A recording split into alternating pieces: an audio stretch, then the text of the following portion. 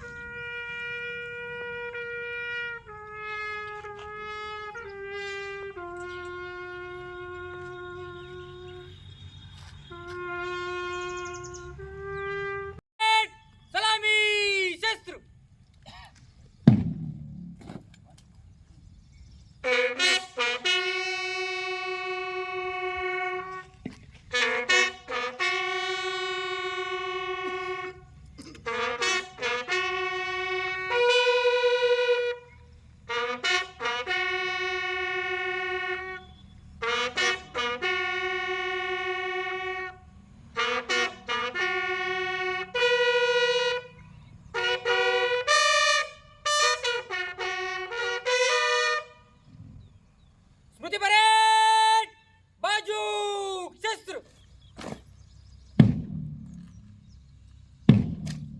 स्मृति parade विश्राम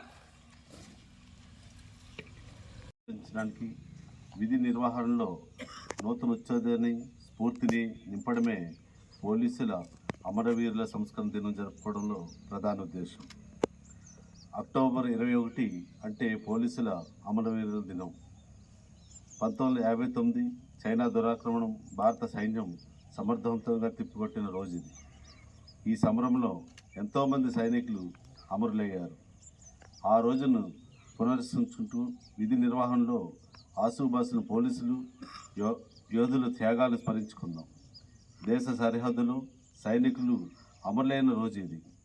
1959 October 21న Ladakh సరిహద్దులో కాపలాగా ఉన్న 10 మంది సిఆర్పిఎఫ్ జవాన్లు చైనా సైన్యంతో విరోచితంగా పోరాడి ప్రాణాలర్పించారు.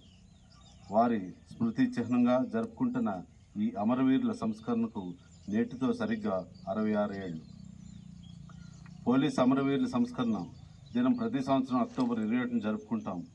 భారత చైనా సరిహద్దులో అక్ఫాయ్ చీన్ ప్రాంతంలో 16,000 అడుగుల ఎత్తున రక్తం గడ్డకట్టే మంచు పర్వతాల మధ్యన ఉన్న వేడి నీటి బుగ్గ హాట్ స్ప్రింగ్ మరియు అమర జవాన్లకు త్యాగాలకు ప్రతీకంగా మన మధ్య నిలిచి ఉంది. దేశవ్యాప్తంగా విధి నిర్వహణలో ఆసుబాసులను పోలీసులను స్మరిస్తూ ప్రతి ఏడాది అక్టోబర్ 21న పోలీసులు అమరవీరులుగా సంస్కరణ దినంగా పాటించడం ఈ పవిత్ర స్థలం నుంచే ఆరంభమైంది. మిలిటరీ ఎత్తుగడలకు చైనా సరిహద్దులోని భారత భూభాగాలైన లడఖ్ సియాచిన్ ప్రాంతాలు కీలకమైనవి. సరిహద్దు భద్రతా దళం ఇండో టిబెట్ బోర్డర్ పోలీసులు వంటి ప్రత్యేక భద్రతా దళాలు ఏర్పడక ముందు సరిహద్దులను రక్షించే బాధ్యతను కేంద్ర రిజర్వ్ పోలీస్ ఫోర్స్ బలగాలు నిర్వహించాయి. 1959 అక్టోబర్ 21న డిఎస్పీ కరమ్ సింగ్ నేతృత్వంలో పంజాబ్కు చెందిన 21 మంది సభ్యులు బృందం సరిహద్దుల విధులు నిర్వహిస్తుండగా చైనా రక్షణ బలగాలు సియాచిన్ భూభాగాన్ని ఆక్రమించేందుకు ప్రయత్నించడంలో సిఆర్పిఎఫ్ దళం హాట్ స్ప్రింగ్ ప్రాంతంలో ధీటుగా ఎదురొడి పోరాడింది. ఆ పోరాటంలో 10 మంది భారత జవాన్లు ప్రాణాలు కోల్పోయారు. హాట్ స్ప్రింగ్ అంటే వేడి నీటి బొగ్గ అని అర్థం. కానీ భారత జవాన్ల రక్తంలో తడిచిన హాట్ స్ప్రింగ్ నెత్తిటి బొగ్గగా మారి పవిత్ర స్థలంగా రూపుదిద్దుకుంది.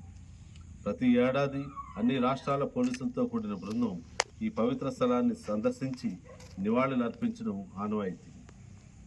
పోలీసులు విధి నిర్వహణ చాలా శ్రమతో కూడుకున్నది. ఇతర ఉద్యోగాల్లో కొన్ని గంటలకు మాత్రమే పరిమితమైంది కాదు. 24 గంటలు ఉద్యోగం ఒక్కో పోలీసు ఉద్యోగమే. పోలీసులు లేని సమాజాన్ని ఊహించుకోలేము. ప్రతి ఒక్కరూ ఏ ఆపదకైనా ఆశ్రయించేది పోలీసుల వల్ల. ప్రభుత్వం అంటే ముందుగా గుర్తుకు వచ్చేది పోలీసే.